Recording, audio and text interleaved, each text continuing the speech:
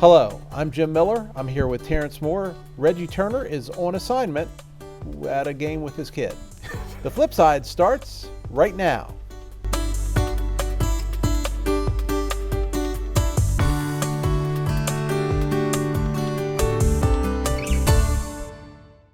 The county has a new administrator, a new permanent administrator, Terrence, and her name is Michelle Gordon. There's a new sheriff in town. Well, there is, but that's not her. What say you? First, congratulations. I know that she's been sitting as an interim since the former county commissioner decided to retire a few months ago. She comes with a great finance background. She's local. I think she went to Williamsport High School, graduated, and kind of excelled through all of the local academics from high school all the way through college. She even, I think, attended Hood College as well. So, Mount St. Mary's, I think. Oh no, yeah, you're right. Hood College holds an MBA from Mount St. Mary's. Yes. So Williamsport High School, Hood College, an MBA from Mount St. Mary's. Yep. So, and has a strong financial background. She was finance director for Jefferson County, West Virginia for more than 7 years, and she was also finance director for the city of Hagerstown. So she understands government. I've heard her talk. I have not met her directly, but she seems like a very articulate and thoughtful woman. So I'll be anxious to see what she does. The salary. They published a salary in Herald Mail, $195,541. Obviously, that is not even close to the median salary in Washington County. No. How does that impact? What do citizens say? And I'm not saying she's not worth it, by the way. I'm not saying that at all. MBA, she's probably taken a pay cut to take this gig. That's not the point. I'm just saying, what are the optics? In this economy now, optics aren't going to be great. Some people are going to be kind of shocked by that salary and that number. But for the job that she's going to be asked to do, in a job that has had a lot of turnover in the last few years as well, you go in there and you make your money, and you take on the responsibility. And a lot of times we see the number, but we don't see what comes with the number.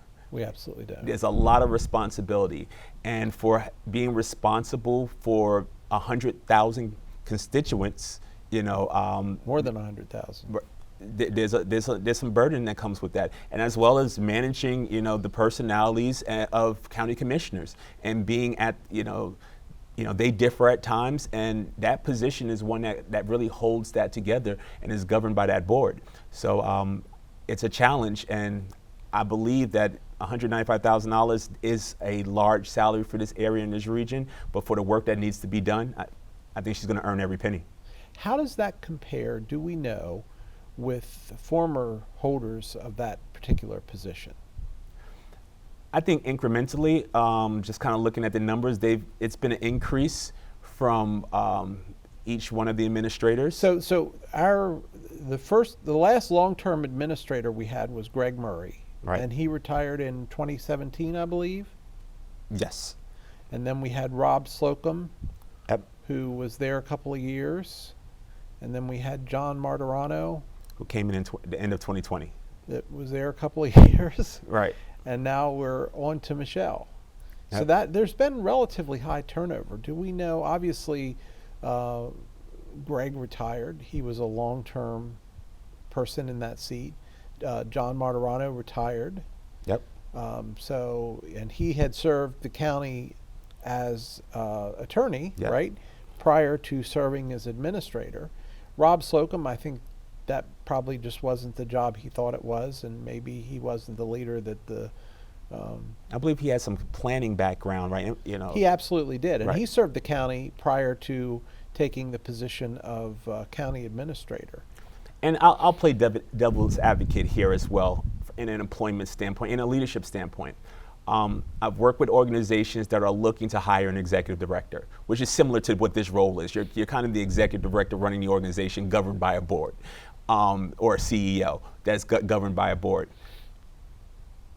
Sometimes that position isn't hired to be long-term.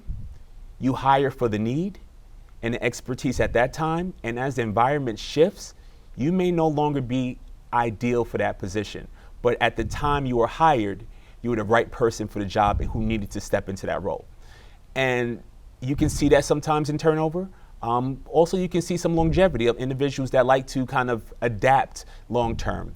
But when you're in a position such as, being an attorney, when you know there's other options for you where adapting may not be suited for you and where you're at in your career, you may look elsewhere and you may look for other opportunities, or you may look to just take a step back because it is a high pressured position. It absolutely is a high pressure position. And one of the things we didn't talk about, we talked about a county commissioner, a group of county commissioners that she needs to, I'm going to loosely use the term manage. I know that she reports to them, not the other way around. But the reality is they're not there as many hours as our commissioners put in. And I'm not disparaging any of them for not showing up, because I think they do. The fact of the matter is she's there 40 plus hours a week. So she deals with the county staff all the time. She knows the phone calls that are coming in, and they get the summary version. Right. So she's going to know that. So she's got that to manage. She's got the employees, and there's a significant number of employees for the county. She's got the relationships with all of the local municipalities, the city of Hagerstown, Smithsburg, Boonesboro, Hancock, you name it. And oh, by the way, the school board, and a $300 million budget, I think, is about right. Is that correct? I mean, that is not a small amount of responsibility. And also the constituents. Yeah. Well, everyone that has, as we sit here, everyone who has an opinion and everybody who wants their needs individually met, and to be in that position where she's not elected.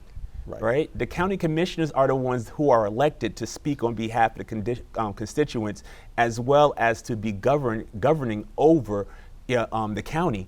And her to be in a position where she has to not only deliver on their expectations and their strategic plan for the county, but also be on that front line to be hearing it day to day, like you mentioned, and also be somewhat of a voice of the people as well, as they make decisions that affect the county. So that's why kind of, there is some apples to oranges about it, but I really kind of allot it to having a board of directors and having a CEO or executive director in position that does that work, who's boots on the ground 24/7, 7 days a week, who becomes the face of the organization, hopefully. And I think I would like to see a county administrator step into that role and be a lot more public, and allow the county commissioners, who tend to be the face of the county, take a step back and really focus on the governance. Yeah. Well, and the reality is she's also got to deliver the bad news, because Yes. regardless of what the county commissioners would like to do for their constituents, and again, I won't at all question their motives or what they're trying to do, there's some realities, some financial realities, some logistical realities, you name it, that she has to be the one that goes in the room and says, well, folks, guess what? But that's who she's been. And that's why I think it's a good transition for her, because she had to speak those realities when she came in there and delivered the financial impacts. This is what we may want to do, but this is what we can afford to do. Right?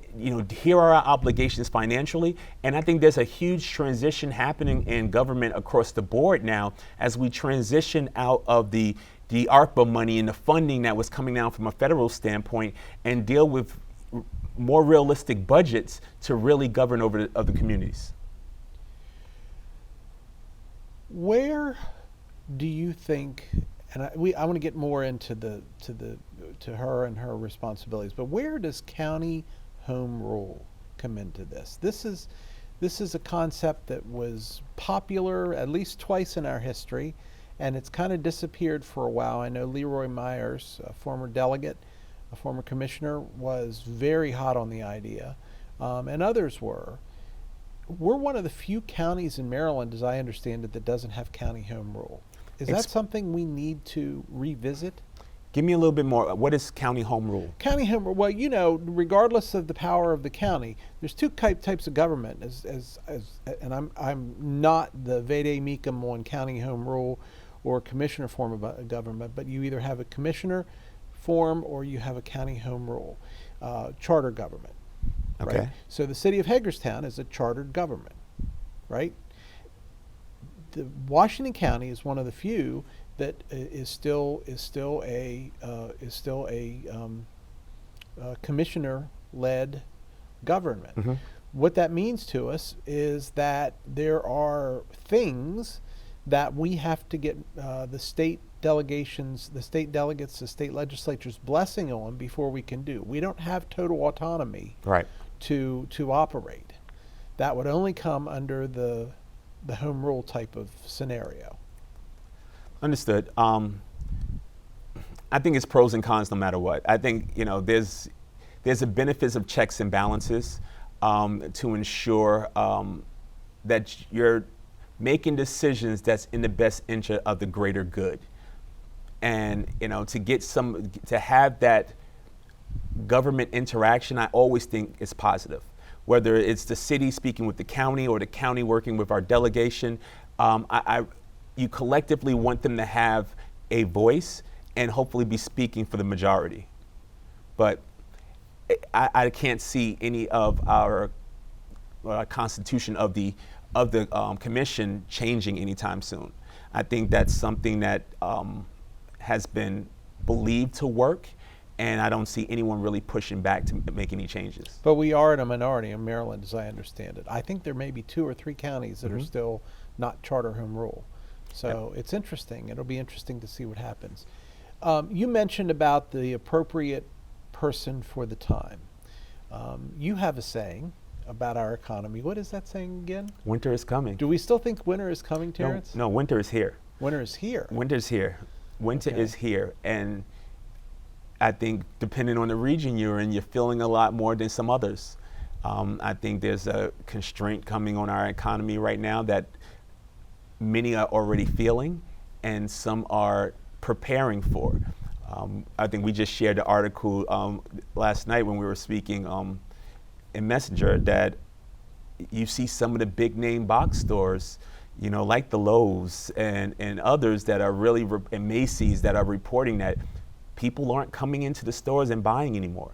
The Fed, this is ideally where they wanted to do to curb inflation, but I think it's also that a lot of the money that was saved over the last couple of years because of the pandemic, putting the influx of money is gone. Right.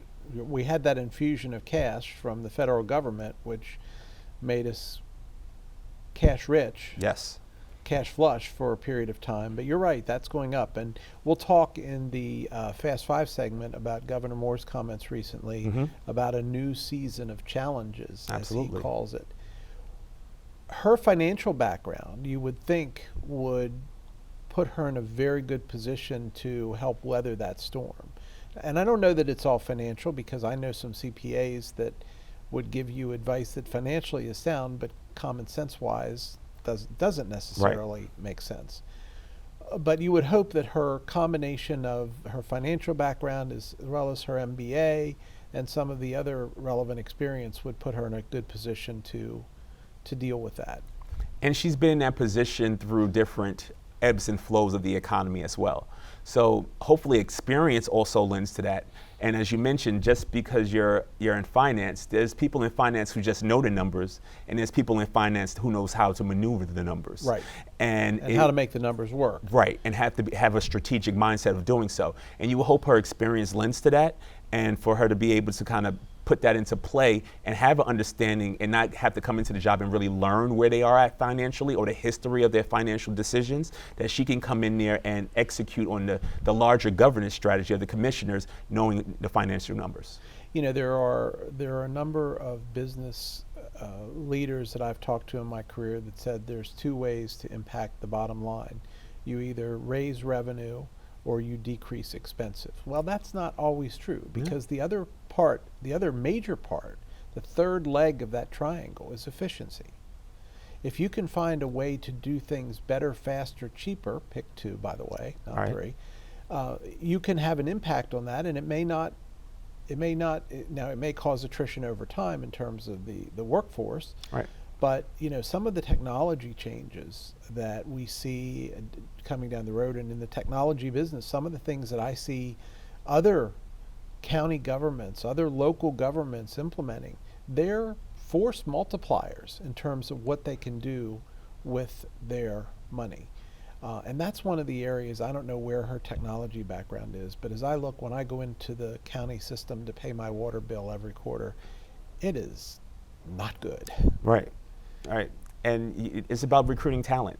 And you also got to bring talent in that can seamlessly introduce technology without disruption. And it's change management. Exactly. It's organizational change management at its core. You need transformational leadership in place to kind of navigate the friction that comes with introducing something into a system.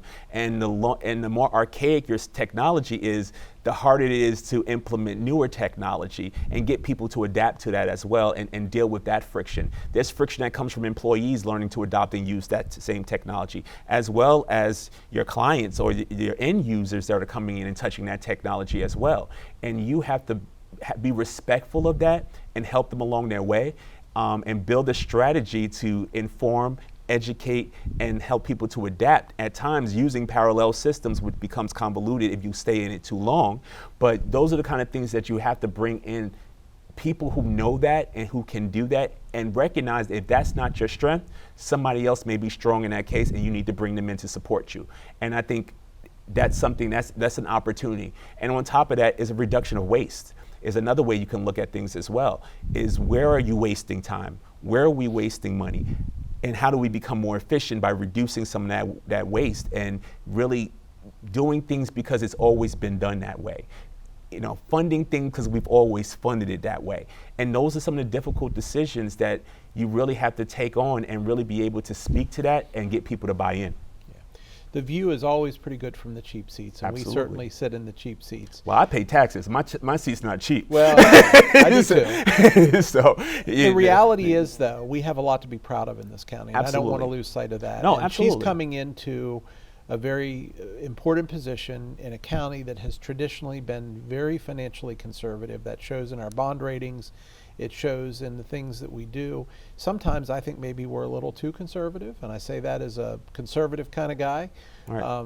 But you can't argue that this county does a lot right, and you can't argue that the quality of life is anything other than amazing here, with all of the historical, entertainment, arts assets that we have, and soon to be a new baseball stadium. Yeah, there's a great opportunity as well, but I think what we've been speaking of is not just about Washington County. I think it's something that we're seeing across the country.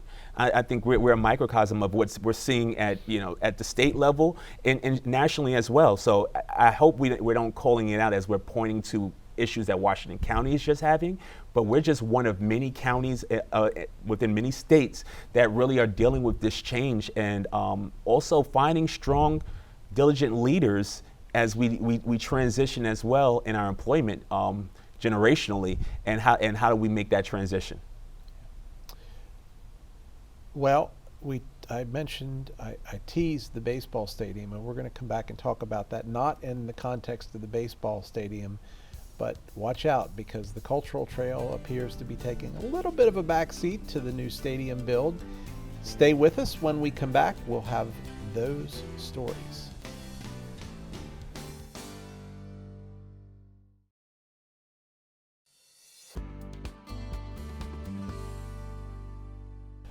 Welcome back. Well, the stadium has not claimed a victim, but there's going to be some changes in our cultural trail as a result of our new multi-use sports and events facility here in Hagerstown.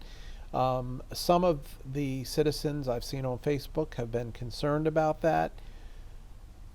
Terrence, what can you tell us about the changes? What are your thoughts on the changes? The proposed design of the stadium was always being done to include the trail. The issue now is how it's being included.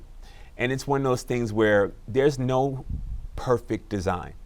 You're taking a large facility and placing it in the midst of a downtown area that is interrupting a portion of the trail. And the design ultimately takes the trail right around the edge of the stadium and returns it back to where it started. I think right after the box office when you come in, you buy a ticket area as well and souvenir area on the stadium.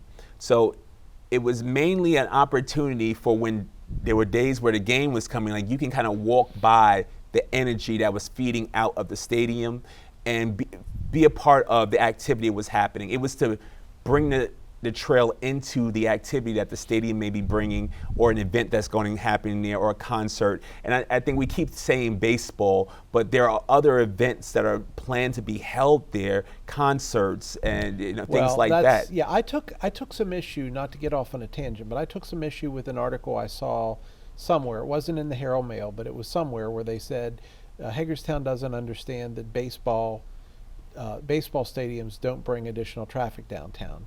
And that may or may not be true. I can't speak with authority of that. But what I can tell you is we're not building just a baseball stadium. Right.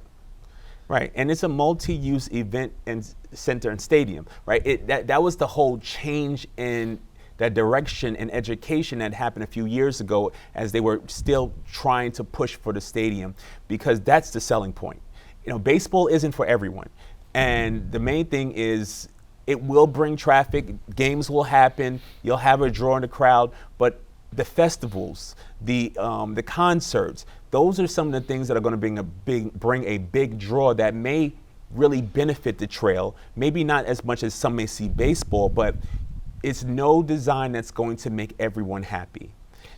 But if we get people into our city center, and if these teams come in from out of town and they bring fans in with them, even if they're just a few, and they're walking and they see the Washington County Museum, they see the Maryland Theater, they see some of the amazing restaurants we have downtown, and what I assume will be more. Right. If they see a town that is revitalized, if they see a town, you're not going to convince me. It may not happen the day that they come to see a baseball game, but nobody's going to convince me that it's not going to happen. And I agree, and I hopefully everyone has bought into that now. I don't think and understand so, that. And naysayers will be naysayers. Exactly. And if you weren't optimistic about what the stadium can bring, it's easy to point out every flaw, every opportunity. But a solution needs to be in place. What's the solution? And I think we need to be more solution-based on saying, how do we improve it instead of go back to the drawing board, right? There's costs associated with these designs. There's time. There's a schedule. And any lag in schedule, as a project manager, I can tell you, you lose time, you lose money. And so these are the things that we have to take in consideration, and hopefully we can come to the table. I do say this project has offered a lot more transparency since it's moved from conception into construction, and trying to do its best to engage the citizens of Hagerstown to kind of buy in. There's cameras that's showing real live construction feeds, and some of those things there that really hopefully can detract the naysayers from and have them come on board, because it's happening. And if it is happening, we do better. We gain more the more people who buy into it. You don't always have to be happy, but you want to be to the point where anything you're saying is not going to stop the progress. So why don't you offer solutions and suggestions that will make it ideal for the greater community? And I think this stadium event center is in the best interest of the many, but you're never going to make the few happy, and change is uncomfortable, and I respect that. I can say myself, I wasn't bought into the stadium idea either years ago when I first heard about it. But at this point, we have to move forward and progress and do our best to make sure the few are heard and understood. I'm not saying dismiss their comments or dismiss their frustrations. We definitely need to hear it, and where we can make changes, ultimately the stadium owners take that in consideration and do what's best for them, again, the many, but you can't stop progress. Well, you can't. And the reality is, this is the next thing for the city of Hagerstown. We have developers like Don Bowman going in, spending a lot of money in several buildings, and others like him that are doing the same thing. We have the amazing renovation of the Maryland Theater, in addition to the Maryland Theater.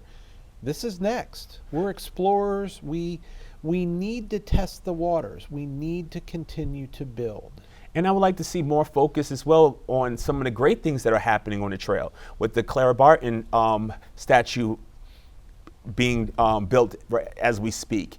The work that's being done to expand our Museum of Fine Arts that the trail should be extending into and through the city park.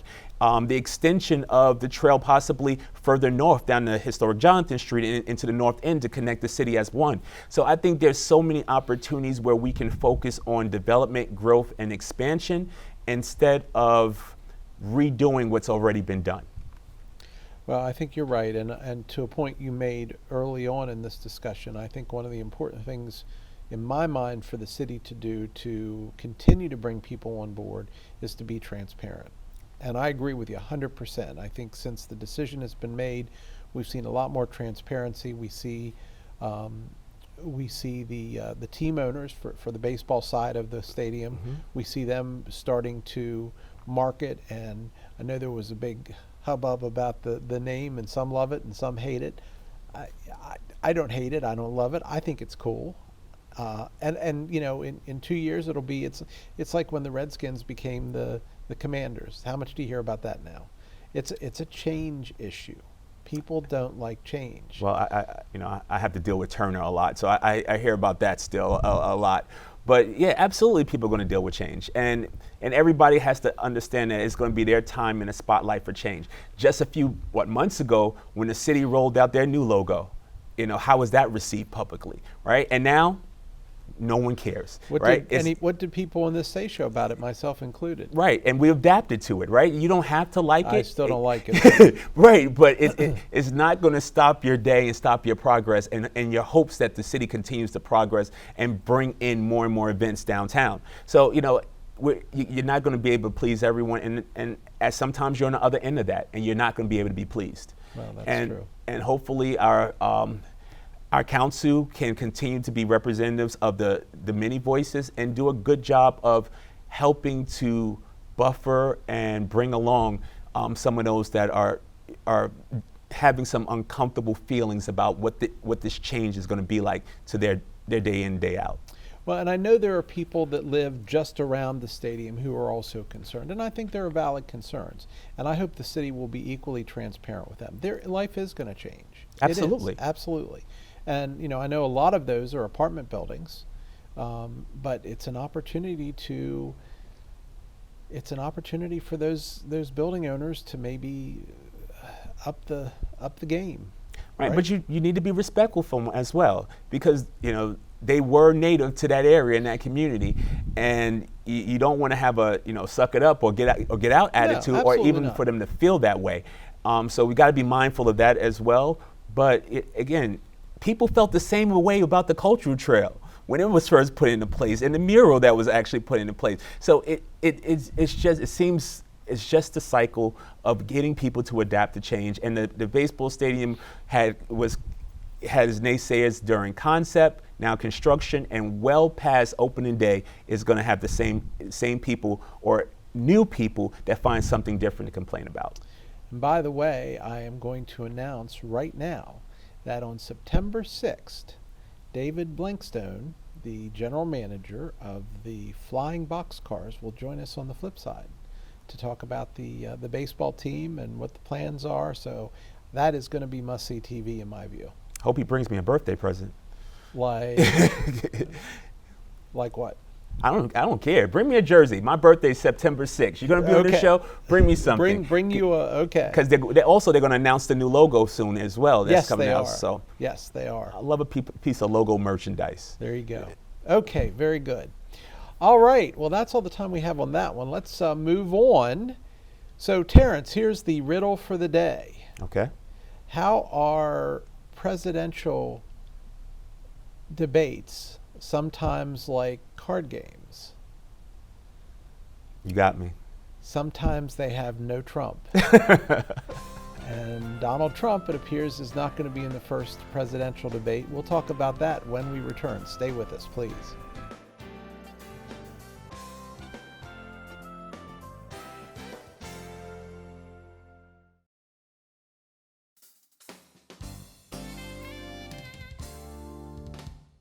Well, there's almost an all-star cast lining up for the first Republican presidential debate, but no Trump. Donald Trump has decided to sit out the first debate. We don't know whether that's because he thinks he's going to be in jail or he just wants to sit out the debate. What say you? I think I say the Republican nomination was his to lose. Well, it still is. His Yeah. numbers are higher than they've ever been. DeSantis is like at 16%, and that's his nearest competitor. And with all the legal trouble that's going on, and of course the assumption early on that just running will get him out of this trouble, I think it's a smart move. I think that ceasing his run would get him out of the trouble. Possibly. Because I think this is largely a political stunt. Going after him? Yeah. I don't know. I think some of it's personal. I think it's some of them, going after his belief of being untouchable and continue to do things that are not representative of the law. So I think some of that. I think he's not getting the pass that some others would receive. Many others. Right. So yes, and I think that's about their personal views of him and his attacks on others as well. So I think he got himself in this hot water. I think stepping out of the election is not going.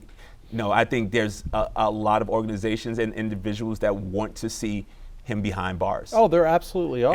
And some of those even stem back even before he became president. And some of those are people in law enforcement that are trumping up some of these, no pun intended, some of these charges. I would hope not, but there's enough behind him to really go after and try to hurt him publicly. But it's not happening. It's not happening. It's not happening. He pushes. He's becoming a martyr.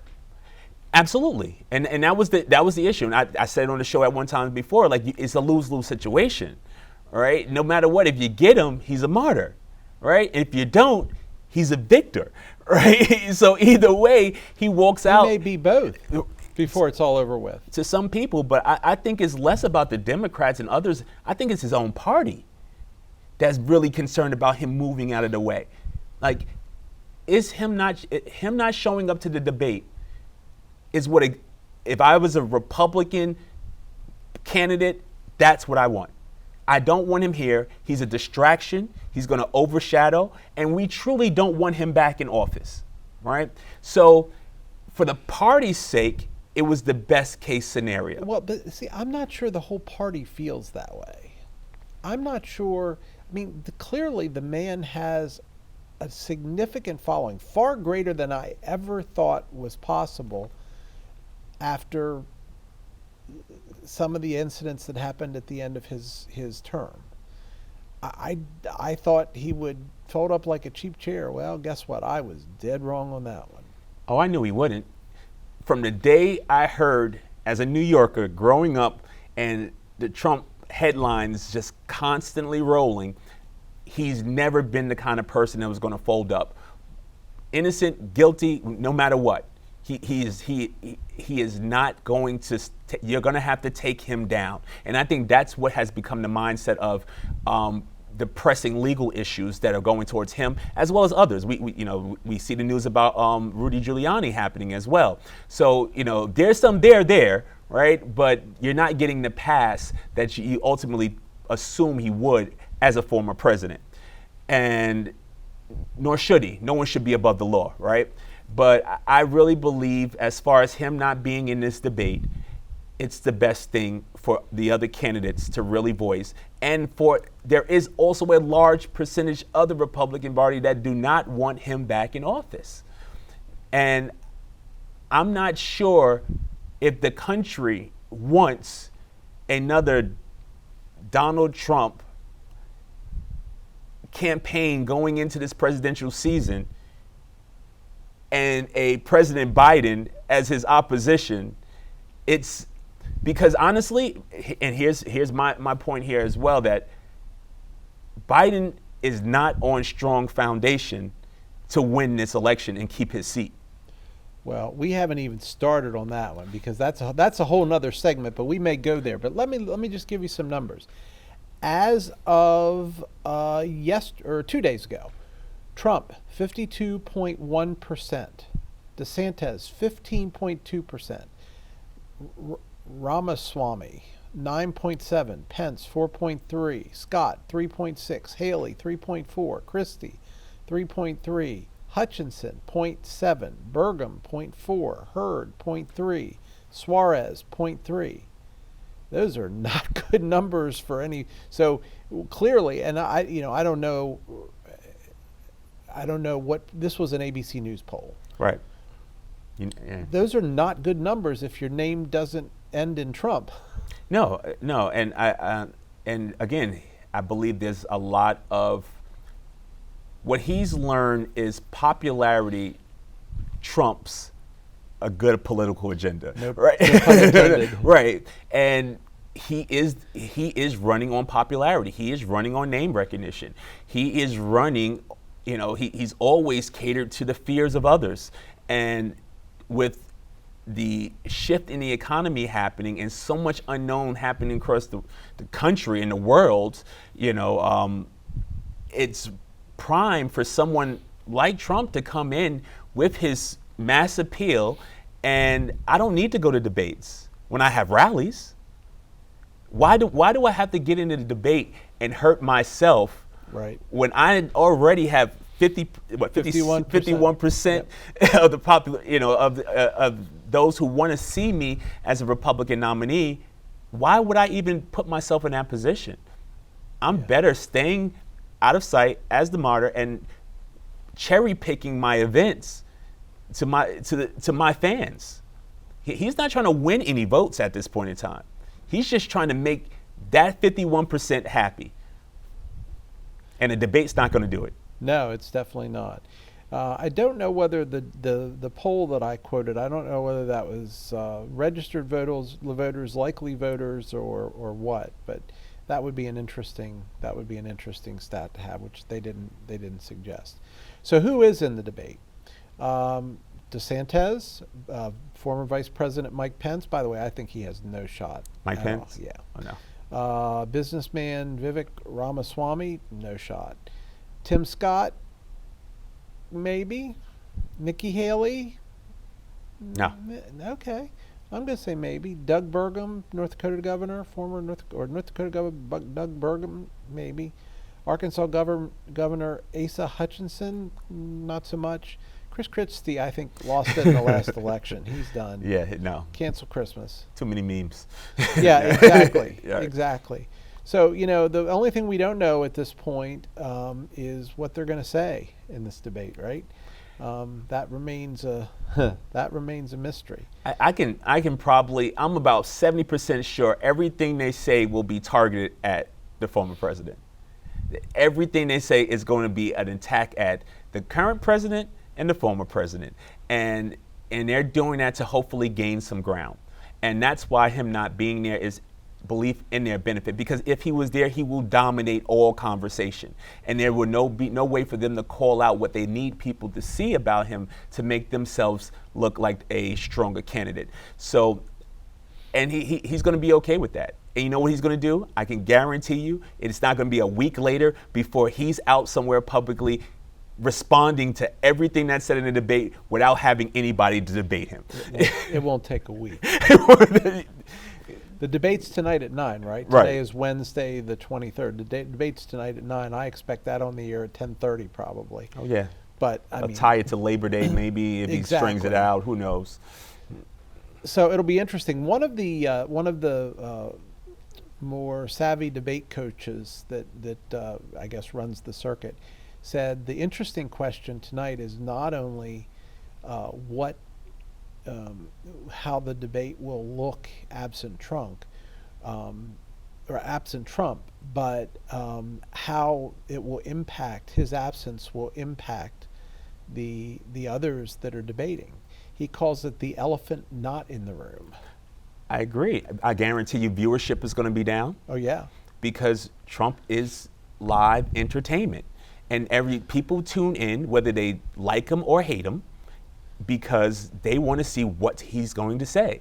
And they want to see what is going to come out of the debate. And with him not there, no matter what happens tonight, it's going to fall flat. And that's why his absence also truly benefits him the most. So the candidates benefit from him not being there. They get their voice out to those who are going to be willing to listen. But to those who would have tuned in for entertainment and had a greater audience to probably sway, it's not going to happen. You don't show up to the concert when the headliner cancels the night before. No, you don't. No, that's a very good analogy. That is a very good analogy. Well, it's interesting, and there's a rumor of a counter-programming already in place with former Fox News host Tucker Carlson. So I guess we'll see where that goes. It's going to be an interesting debate. If you have a chance, whether you're Democratic, Republican, or Independent, I think this is going to be fun TV, if nothing else. I love debates. This is one of the few times you hope that you really get to hear the candidates speak about what their plans are, that will differ or will improve the state of the country, versus the campaign slogans and commercials and the slander that comes out the rest of the time. So you probably would get 6-7 debates maybe in the year. And those are the times you want to sit there and you want to listen and hear what they're truly saying, and hear those who have no substance to what they're saying, right, and those who really have a plan forward. And I believe we should all be listening, because we don't know who's going to be the president next year. Well, and one of these individuals may be. And we also, frankly, don't know, and this is the elephant that is in the room, in my view, more than anything else. Who are the Democrats going to run? I can't believe, as much as people are supporting Joe Biden,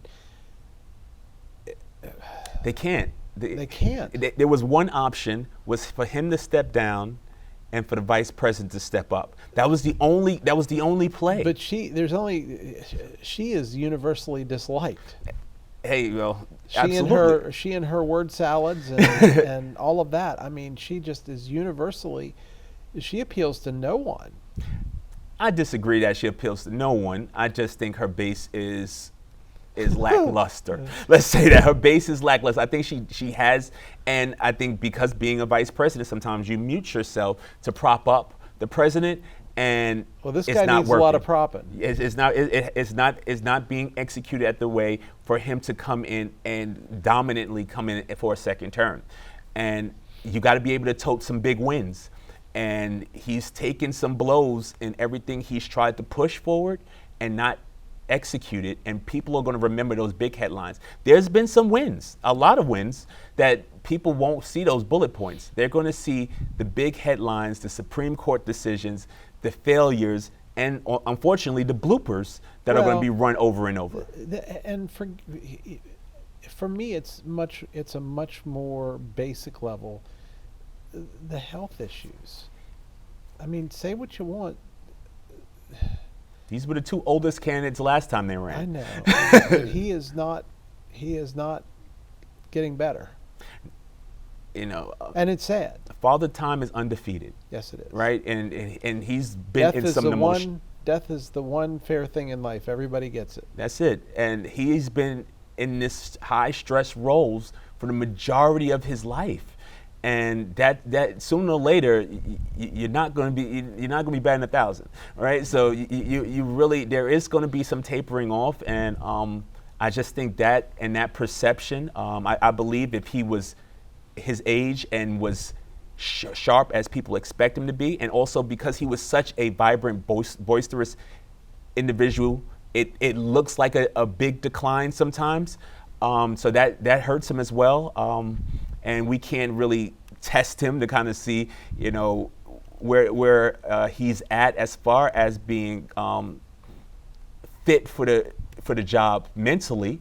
We just gotta, hope that he's in that role and he's respectful of that position. If he feels he can't do it, he won't do it. Do you think he would make that decision? Do you think anybody would make that decision? Forget about Joe Biden. As a commander-in-chief? That is a tough decision to make. You want to talk about your tough decisions. All right, well, we're going to leave that there. Up next, we'll talk Fast Five. Stay with us.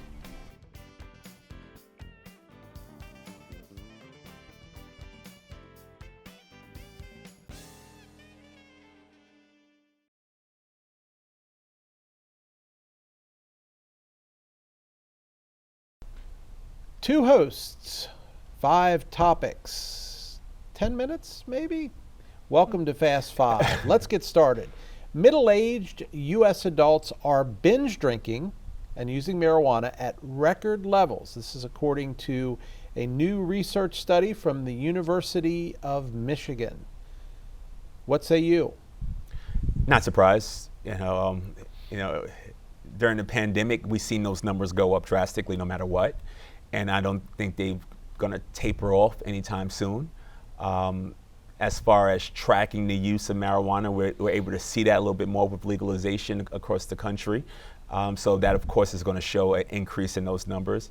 And, alcohol has always been the pastime, across the world. And, as things tighten up and people are going out for more and more experiences, that usually includes drinking. Yeah. So I'm not surprised. So this, interestingly, the study covers a wide range, ages 19 to 60. It's funded by the National Institute on Drug Abuse, and it is an annual survey. It collects data from a sampling of about 28,500 participants nationwide. They break the respondents into two different age groups. The first age group is up to 35, 19 to 35, and then there's 35 and above. About 44% of young adults, the 19 to 35, reported using marijuana in the past year, an increase of 28% from about a decade ago. Daily marijuana use also reached its highest level in that age group, nearly doubling from 10 years ago, with more than 1 in 10 using cannabis daily. That's significant.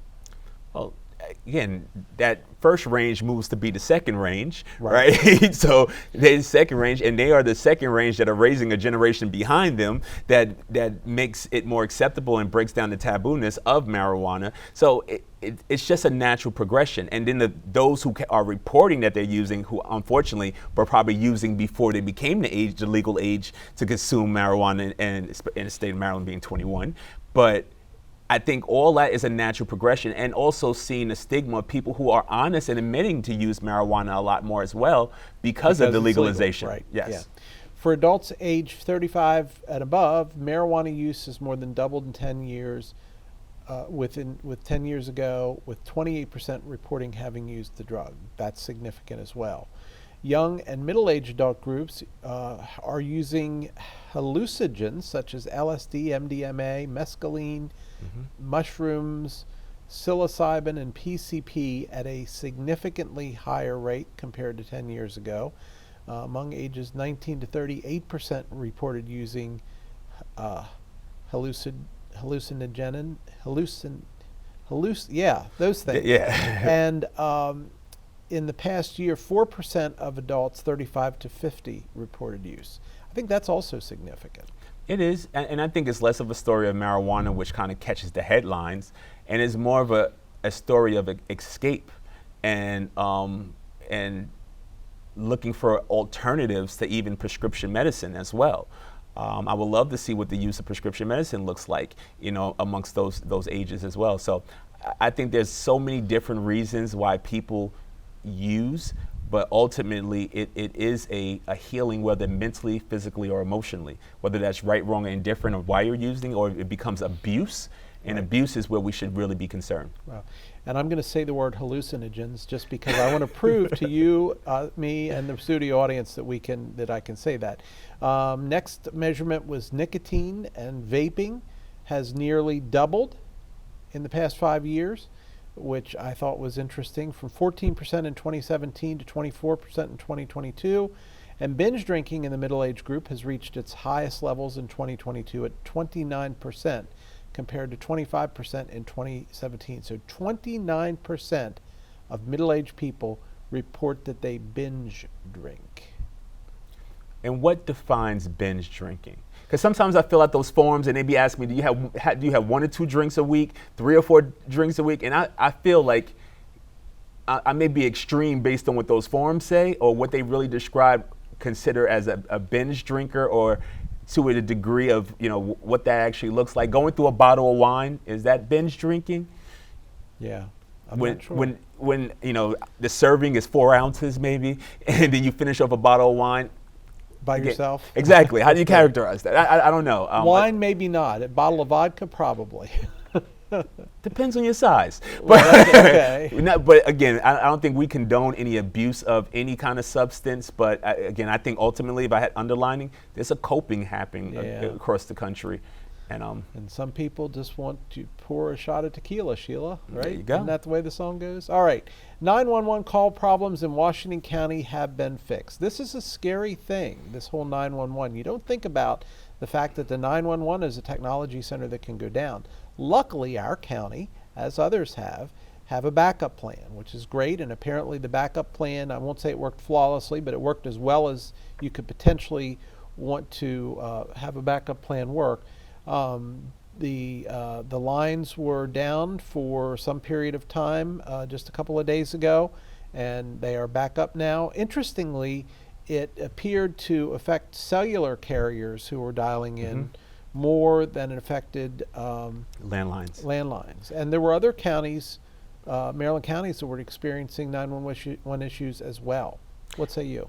I say, well, I'm glad there was a plan B, you shouldn't expect the plan B to work as good as the plan A, or it would have been plan A, right? So we talked about the technology in the county. So great that the investment in the technology was prioritized around the 911 center to allow people to text 911 to get contacted in the case of emergency. I didn't hear about any tragedies that were caused by the outage, which thank goodness and thank God for that. And things like this happen, when technology helps with efficiency, but it also opens you up to risk. And that's why you have to plan and be prepared for outages like this as well. And I know that there's a lot of aunts, uncles, and grandmothers in my family that still will hold on to their landline and would say, "This is exactly why I keep my landline." Right, because 99.99% of the time when you pick it up, you're going to get dial tone. That's the end of the story. Yes. That's not always the case. Okay, the last couple are just fun stories, so let's get into them. Roller coaster riders were trapped upside down for hours after a mechanical failure. This was on the Fireball roller coaster on this past or a couple Sundays ago in Crandon, Wisconsin. Think about that. They had to get a big ladder truck up to get these people out. That would be kind of scary, or at least kinda. Yeah. No, that's scary. Yeah. That's why I don't get on those things. The emergency personnel were dispatched. They were on the scene in 15 minutes, but they needed special equipment, including 3 ladder trucks from nearby towns to complete the rescue. One of the trucks required and had the capability of rising over 100 feet. Nice. That's significant. Would not want to be on that roller coaster, although I do ride roller coasters. But that's part of the thrill, right? It's unfortunate, but you really get down to it. The reason that thrill exists is that you think something might happen and it never does, so you had a great time. Sooner or later, it does. And you hope that those small percentage of chance that it does, that you're not one of those people that are stuck in that situation. And our Whiskey Tango Foxtrot, or What the FlipSide segment for today, is the Maui-based model who sold nudes for charity. She put together a GoFundMe page in Honolulu. Her name is Mariah. She's 22 years old. She launched this to aid the Maui wildfire relief. And anybody that gave her $10 in this GoFundMe account, she would send them a nude photo. Outside of the GoFundMe account. Right. But GoFundMe took the site down. They did. because they said it was against their terms and agreements, and it was in a conflict, so they removed it. I do get it. I don't know how legally that would stand up if that was something she wanted to pursue. I don't know their terms and agreements inside and out in detail, but it's unfortunate that she went to these measures to be philanthropic, right? First, heart prayers go out to those people in Maui. I couldn't imagine going through what they've went through and even trying to recover from that. And it was great to see the efforts, as many efforts are out there right now to raise money to support them. Going about it this way, a little dicey in my book, but I do know that far less philanthropic people are giving away nudes on social media, almost daily, right? So it is unfortunate. There has to be a line that we have to establish of decorum as well, even in this situation. Even though you were trying to do it for a good cause, it may not been representative of even those people who want the help for you to go about that way to help them. So she raised $7,800 in donations at the point at which the crowdfunding platform pulled the plug on her. And by the way, they refunded the money to all of the donators, so they got free. And she did reach out to the donors and say, here's some other places where you can redirect that money again for charity. So it really sounds like it was a philanthropic attempt to help, but it was just not executed in a way that was going to be received well. Well, undeterred, Caecilius decided to take her fundraiser over to her OnlyFans page, where thirsty fans turned philanthropists can still get a nude if they fork over the $10. Her sign says, $10, one nude, let's go. Okay, and I'm ballroom dancing for a charity, and that's the option out there as well. And is that because you're afraid people won't buy your nudes? No. Especially they pay by the pound, so that may help. All right, we never use the 1 kilohertz ringtone on this show. I don't know whether we'll need to or not. We'll get a ruling on that. All right, that's all the time we have for tonight. We hope you'll like us on Facebook. We hope you will follow us on Twitter. We hope you'll send us your comments and suggestions to feedback@flipsidetv.com. That's feedback@flipsidetv.com. Most importantly, join us again next week for another visit to the Flip Side. Good night.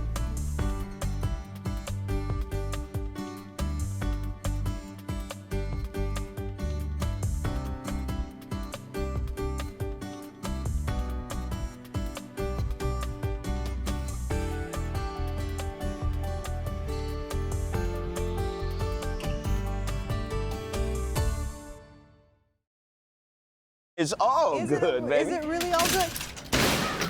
If you love me enough to routinely test your handyman skills, not to mention the strength of your marriage, then of course you'll visit nhtsa.gov/therightseat to make sure I'm in the right car seat.